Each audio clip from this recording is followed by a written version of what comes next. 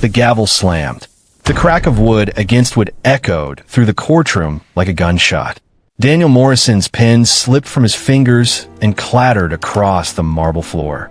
"Mrs. Morrison," Judge Richardson said, her voice sharp as winter air, "are you confirming that you are the sole heir to the estate of Thomas Carter, valued at approximately $214 billion? The room went dead silent. Elena lifted her chin. "Yes, Your Honor." Daniel's breath caught. That's not possible." But it was. And in that moment, the man who thought he had just divorced and nobody realized he had just divorced one of the most powerful women in the country. 3 hours earlier, burnt toast smoke curled toward the kitchen ceiling. Daniel stood in front of the microwave, adjusting his burgundy silk tie, the one that cost more than Elena's entire wardrobe. His jaw was tight, eyes cold. "Sign the papers, Elena." Her hand froze mid-flip over the pancakes. The spatula trembled. "You've already checked out," she whispered. "I'm done." He didn't even look at her. "Let's not drag this out." The words weren't loud.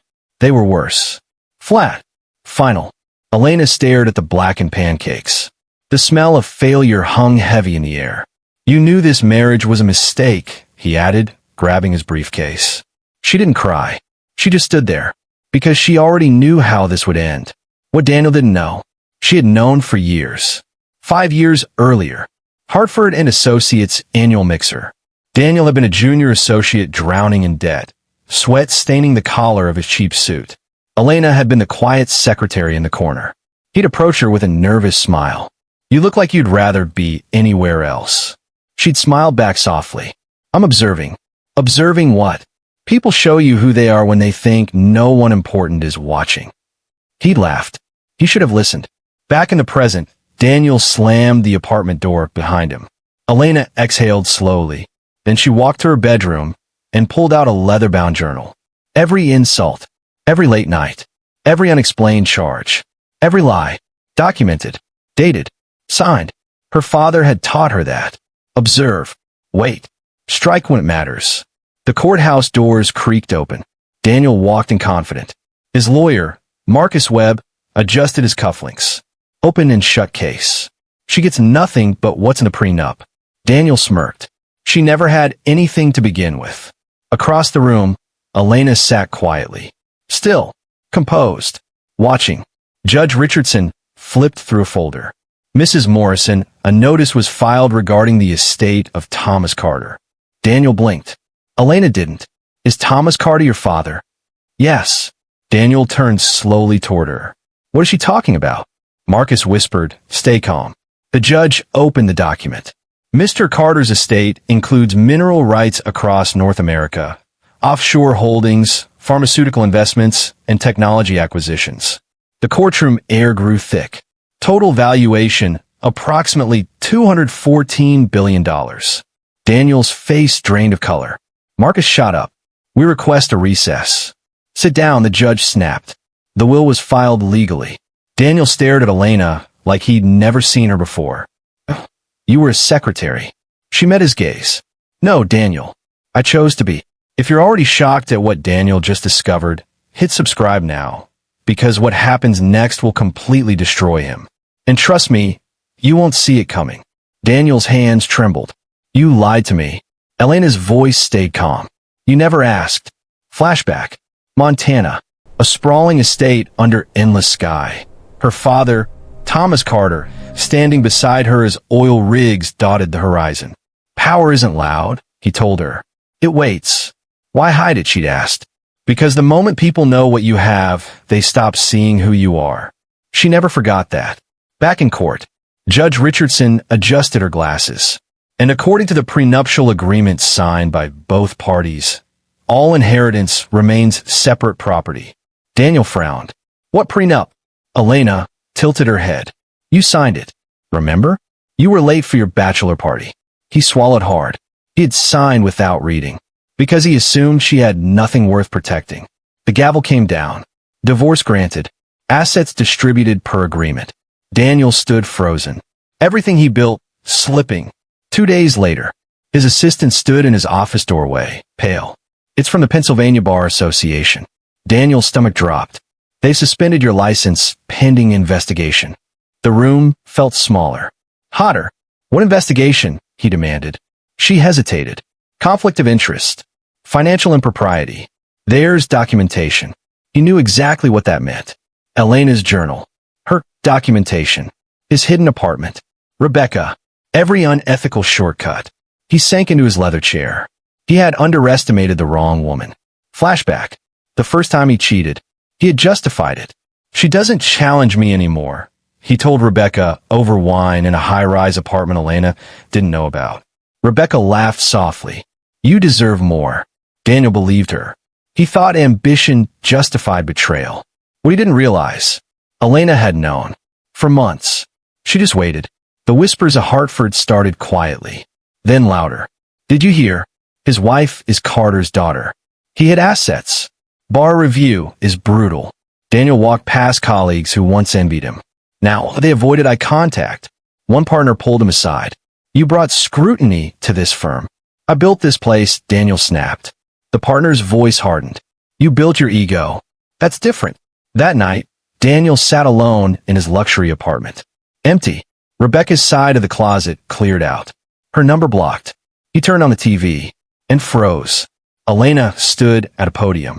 Behind her, a banner reading Carter Foundation. She spoke calmly.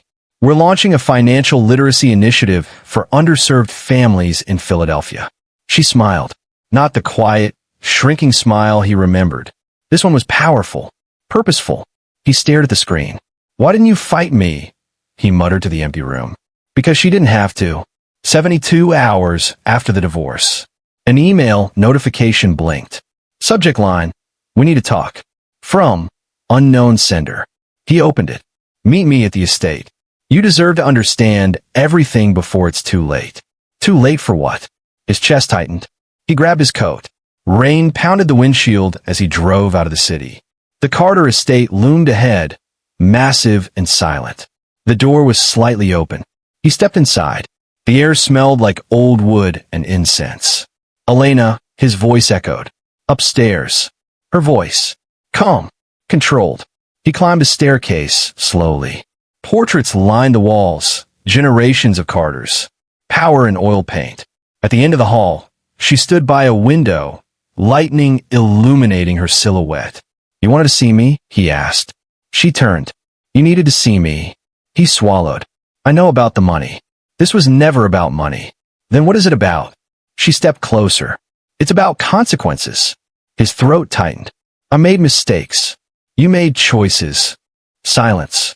Rain hammered against the glass. I loved you, he said, voice cracking. Her eyes flickered, just for a second. You love what I gave you. That's not true. Isn't it? She asked quietly. He had no answer. She walked to a desk and picked up a file. You thought I didn't know about Rebecca. His face went white. You thought I didn't see the wire transfers. The second apartment lease. He couldn't speak. I could have destroyed you the first time you lied, she continued. One phone call. One audit. One leak. Why didn't you? She held his gaze. Because I wanted to see how far you'd go when you thought there were no consequences. His knees felt weak. And now, he whispered. Now, she said softly. You live with them. He stepped back. You called the bar. I submitted documentation. You ruined me. No, she said. You did. Lightning cracked across the sky. For the first time, Daniel Morrison looked small. Not because he lost money, but because he realized he had never been in control. And this was only the beginning. Rain battered the tall estate windows like thrown gravel. Daniel stood in the Carter Mansion hallway, soaked from the storm, staring at the woman he once called his wife. You submitted documentation, he repeated, his voice hollow. Elena didn't blink. I documented everything. Dates, transfers, meetings, even the night you used firm resources to cover your personal investment losses. His stomach dropped. That was temporary. I was going to fix it. You didn't, she replied evenly. The silence between them felt surgical, precise, painful. 48 hours before his license suspension, Daniel had been sitting at his desk when the internal audit email hit his inbox. Subject line, urgent review, client funds. His hands had gone cold. He had moved money, just for a week, just to stabilize a deal tied to Rebecca's family dealership. It was supposed to be quiet, temporary, invisible, but someone had tipped them off. He remembered glancing toward the hallway, paranoia crawling up his spine. Now he knew. She had known. Back in the mansion. "You went nuclear," he said. "No," Elena replied softly. "I waited." "Why now?" Her eyes darkened. "Because you filed for divorce thinking I was disposable." The word hit him harder than the storm outside. Disposable. "You walked away like I was nothing." "I didn't know." "You didn't care," she corrected. Her voice didn't rise. That made it worse. Daniel ran a hand through his damp hair. "Are you enjoying this?" he asked bitterly. "Watching me lose everything?" Her jaw tightened. "You think this is about humiliation? Isn't it?" She took a step forward. "For 5 years I folded your shirts. I sat through dinners where you introduced me as just my wife. I watched you become someone I didn't recognize." Her voice cracked just slightly. "But I never stopped hoping you'd choose differently." He stared at her. "I would have changed." She let out a short, almost humorless laugh. "You had chances." Flashback. 2 months before the divorce. Daniel had come home at 2:13 a.m. Elena had been sitting on the couch in the dark. "You're late." "Work." She held up his phone, left on the counter. A message preview glowed across the screen. "Rebecca, I missed last night already." Daniel had frozen. "Elena, it's not what you think." Her hands had trembled, but her voice stayed steady. "Then tell me what it is." He hadn't.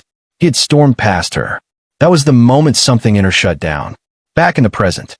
"You stopped fighting for us," Daniel said weakly. "No," Elena replied. "I stopped fighting alone." The words echoed in the vast hallway. He felt something twist inside his chest. Regret. Real, suffocating regret. Suddenly, his phone buzzed. Unknown number. He hesitated. Elena's eyes flicked to it. "You should answer." He did. "Daniel Morrison," he muttered. A familiar voice replied. "Daniel, it's Rebecca." His pulse spiked. "What do you want?" Her tone was sharp, panicked. "They're auditing my father's dealership. They froze the accounts." "Did you say something?" Daniel glanced at Elena. She watched silently. "I didn't. You dragged us into your mess." Rebecca snapped. "My father's investors are pulling out. Do you know what you've done?" The line went dead. Daniel lowered the phone slowly. Elena spoke first. "You tied your professional misconduct to her family's finances." "You targeted them too?" he accused. "I didn't have to.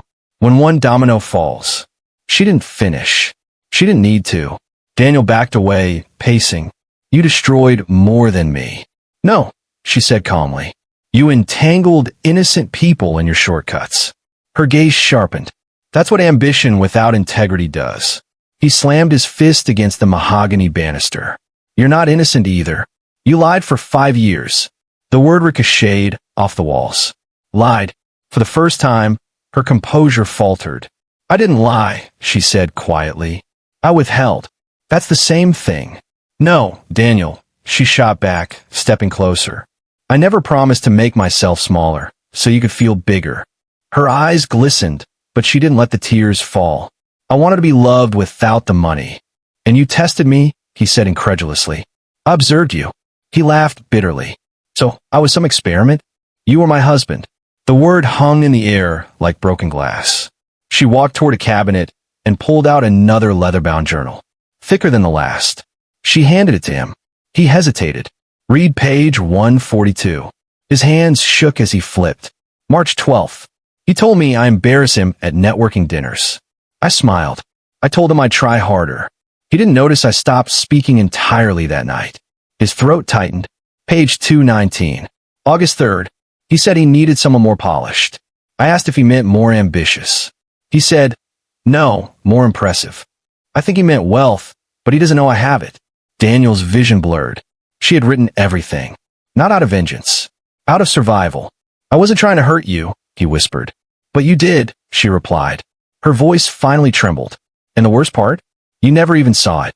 She turned away, walking toward the window again. The storm had intensified.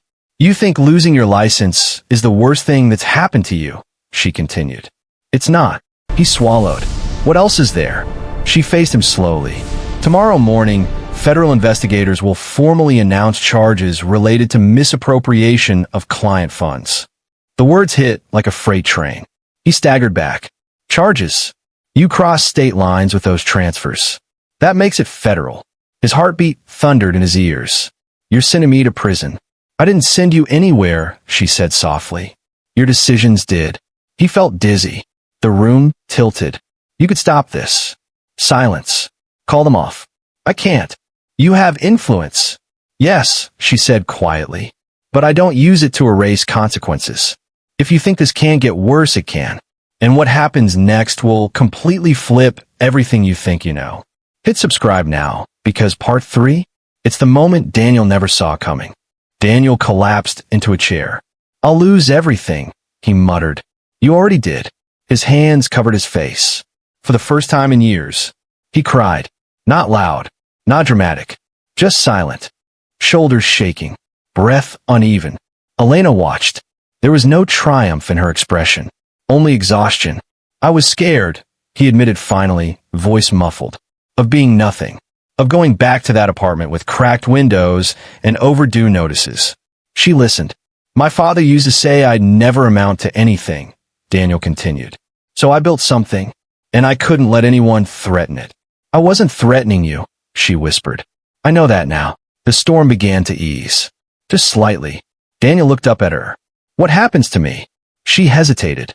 And for the first time that night, she looked uncertain. That depends, she said carefully, on whether you're finally willing to tell the truth. He frowned. What truth? Her eyes locked onto his. The one you've been hiding from me. Cold crept down his spine. What are you talking about? She stepped closer. There's one transfer you made that wasn't for Rebecca. His breath caught. She knew. How much did you lose in the private energy investment, Daniel? His pulse roared in his ears. That was separate. No, she said quietly. It wasn't. He opened his mouth. Closed it. She watched him. Waiting. Say it, she whispered. His voice broke. I lost $30 million. The number echoed in the cavernous hall. You invested client money to cover it, she said. He nodded, shame burning across his face. That's why this isn't just a suspension, she continued. It's fraud. The storm finally stopped. Only dripping gutters remained. Daniel felt like the mansion itself was closing in on him. I never meant for it to spiral. But it did. Silence stretched between them. Heavy. Final. Then she said something that made his heart stop. There is one way this ends differently. He looked up sharply. What? Her gaze didn't waver. You cooperate. With who? Federal investigators. His chest tightened. They'll reduce charges if you testify. Testify against who? She held his stare. The partners who taught you how to move money quietly. The realization slammed into him. You're not just taking me down, he breathed. You're dismantling the entire network. Her voice was calm. But I need you to decide who you want to be now. Daniel stared at her. He thought he'd hit rock bottom. But this was deeper. Because now he had an impossible choice. Protect the men who built his career. Or expose them and save himself. And possibly, finally do something right. The clock on the wall ticked loudly. Relentless. Elena's voice was barely above a whisper. You have until sunrise. The grandfather clock struck 4:12 a.m. Daniel hadn't slept. He hadn't moved. Elena stood across the dimly lit hall, arms folded, not cold, not angry. Just waiting. You have until sunrise, she had said. Now the sky beyond the tall windows was turning from black to charcoal gray. He felt like a man standing on the edge of a collapsing bridge. If I cooperate, he said hoarsely, they'll come after me. They already are, Elena replied. That's not what I mean. She understood. The partners. The quiet men in tailored suits who taught him how to shift numbers through shell accounts without leaving fingerprints. The ones who told him, this is how the real game is played. You were never one of them, Elena said softly. He let out a bitter breath. I built my life around being one of them. No, she corrected. You built your life trying to prove you weren't your father. The words landed clean. Surgical. True. Sunlight began bleeding into the hallway. Daniel closed his eyes. If I testify, what happens to you? Elena hesitated. Nothing. He opened his eyes. That's not true. A long pause. Then she said it. I'm already on record. His stomach dropped. What does that mean? It means, she replied carefully, that I've been cooperating for months. The air left his lungs. You were wired? No. Then how? I didn't need to be, she said. Paper trails speak loudly. Realization crept across his face. You built the case before you ever filed for divorce. I filed because I had to separate legally before the indictments. The final pieces clicked into place. This wasn't revenge. It was containment. Daniel stood slowly. So the divorce? Real, she said immediately. He flinched. But the timing protected me from being financially liable for what was coming. His voice cracked. You planned all of it. I prepared, she corrected. For 5 years. For the moment, I realized you would burn everything down rather than admit you were drowning. The sun edged higher. A thin beam of light cut across the marble floor between them. He felt exposed in it. I'll testify, he said suddenly. Elena searched his face. This isn't about saving myself anymore. Then what is it about? He swallowed, ending it. The shortcuts, the lies, the fear. I'm tired, he admitted. For the first time in years, he sounded honest. She nodded once. I'll call them. But before she could move, his phone rang again. Unknown number. They both stared at it. Daniel answered. Yes. A calm voice responded. Mr. Morrison, this is Special Agent Ramirez with the Federal Financial Crimes Division. Elena's posture shifted slightly. Professional. Prepared. We're executing warrants this morning, the agent continued. Your name is listed as a cooperating witness. Pending confirmation. Daniel's eyes flicked to Elena. Pending. He swallowed. I'll cooperate. A pause. Understood, the agent replied. Our team will arrive within the hour. The line went dead. Silence filled the mansion. It's done, Daniel said. Elena exhaled slowly. Not relief. Not victory. Just finality. An hour later, black SUVs lined the circular driveway. Men and women in dark jackets moved with efficient precision. Daniel stood at the window, watching as the world he'd built began collapsing in real time. He turned to Elena. Will you be there? In court? She asked. He nodded. Yes. Not for revenge. Not for spectacle. For closure. 3 months later, the courtroom buzzed with hushed whispers. Former partners sat stone-faced at the defense table. Investors filled the gallery. Reporters scribbled. Daniel took the stand. He looked thinner, older, but clearer. He told the truth. All of it. The shell corporations. The offshore accounts. The pressure to maintain appearances. The $30 million loss. The stolen client funds. No deflection. No excuses. When the prosecutor asked why he decided to come forward, his eyes flicked briefly to Elena in the gallery. Because the person I loved most deserved better than the man I became. The courtroom stilled. Elena didn't smile, but her eyes softened. The verdicts came swiftly. Multiple convictions. Asset seizures.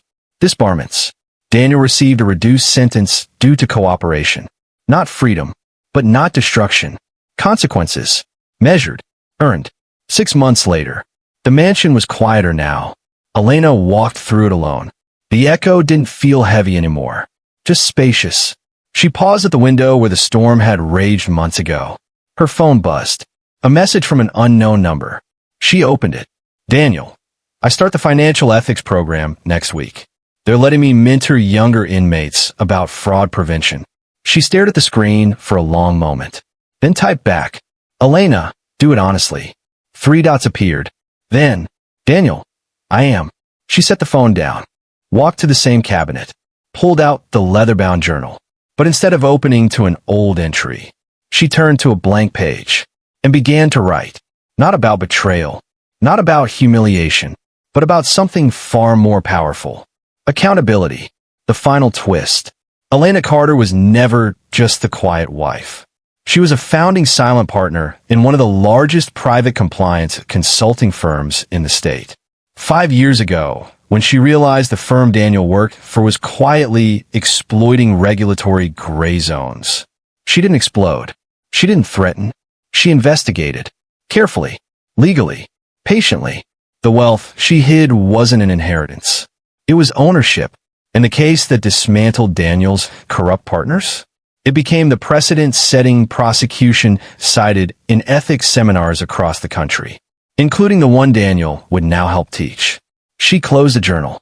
The storm was long gone, and for the first time in years, so was the weight on her chest. Not because she destroyed him, but because she refused to let him destroy himself or anyone else without consequence. Some endings aren't about revenge. They're about truth. And sometimes, the quietest person in the room is the one holding everything together.